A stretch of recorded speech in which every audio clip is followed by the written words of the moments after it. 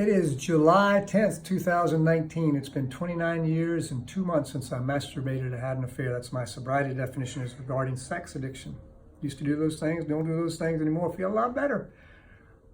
We're talking, this is our third in a series on a higher power and how to find that. And we looked in the first two series about all the misconceptions about things that don't work for you. And you have to ask yourself this question: am I willing to look at the topic of God, or am I got such resentment and such fear and such anger about it that I'm not willing to look at it? I would rather act out instead of having an open-minded attitude and re-examining instead of getting the power you need. And if you do that, you got to ask yourself, what's wrong with me? I would rather be sick than open my mind and admit I may be wrong. Who am I to say there's no conception of God? Maybe you're wrong. You know, that's the thought that occurred to me when I went into AA the first time in June of 1980, and I saw God written on the wall. So I'm not going to believe in that. I don't want to believe in anything that's not true. But as I left, I thought, now, wait a second, Steve. They're sober and you're not. Maybe you're wrong. So you got to ask yourself, if you can't stop using porn, maybe you're wrong. Just think about it. Just a thought. And here is some good news. What about a different conception? Remember we looked in the first video about why don't you choose your own conception? Here's one. G-O-D, good, orderly direction. G-O-D. It's not somebody in a church. It's G-O-D, good, orderly direction. What does that mean? That means I go to meetings. That means that's a good direction. I get a sponsor, somebody who's got more experience, and I talk to them. G-O-D, I read spiritual literature. G-O-D, I do step work. G-O-D, I have friends who I can fellowship with, who are not drinking and not hanging out in bars and not taking drugs or not fat or not smoking or not in debt and are not using porn and stuff. That's good, orderly direction. So that's one idea, you know, or praying and meditating. That's G-O-D. Or serving others or taking daily inventory. Those are all examples. Every action that I take, that's an action God, G-O-D. Here's another one I like. Group of drunks, G-O-D. I really like that one because that was started by Alcoholics Anonymous, obviously, but it works for any group of people. If there's 2 people in a room or 3 or 8 or whatever it may be, that's more power than I have individually. So that's called God in community.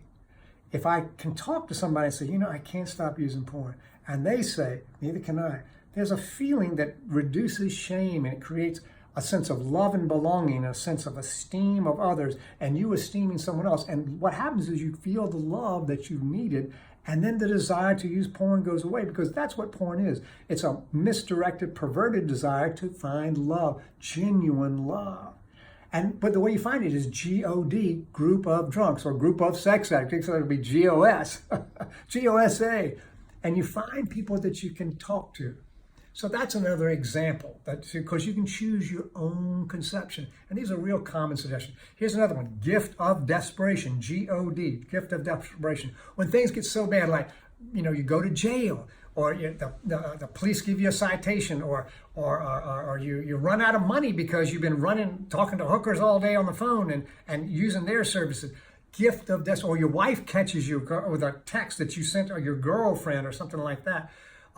Any of those, you got STD, the gift of desperation, or you're just sick and tired of being sick and tired. You know, or your boss catches you and he fires you because you're using the internet for pornography. That's the gift of desperation. As horrible as that may be, G-O-D, it's God. That's another example. Here's another one I really like. Great outdoors, G-O-D, great outdoors. There are people who just go out to nature. They just go hiking in the mountains, or they go look at the ocean, or they go into the prairies or the deserts, or, you know, they just go out and stare at a tree or a flower. My wife and I like to go through San Francisco and just look at the various flowers, the various flora. We just love all the beautiful shrubbery and the flowers and the gardens that people have here. And it makes us feel, my wife particularly loves green. She just loves green. She feels very spiritual when she feels that. So G-O-D is just great outdoors. So you've got the right to choose anything. I personally like, of those four, the group of drunks, finding a community. That's why at actwithcourage.com, we have 6 meetings a day where you can get on and be with other people in 87 different countries and do readings and prayers so that you're not alone. Because when that happens, when you're with other people, you get restored to sanity. All your anxiety, oh, I've got to get a degree, or I've got to make some money, I've got to get a job, I've got to get out of my mother's house, I've got to find a girlfriend, I've got to get better looking. All that anxiety goes away when you start hearing about other people's situation.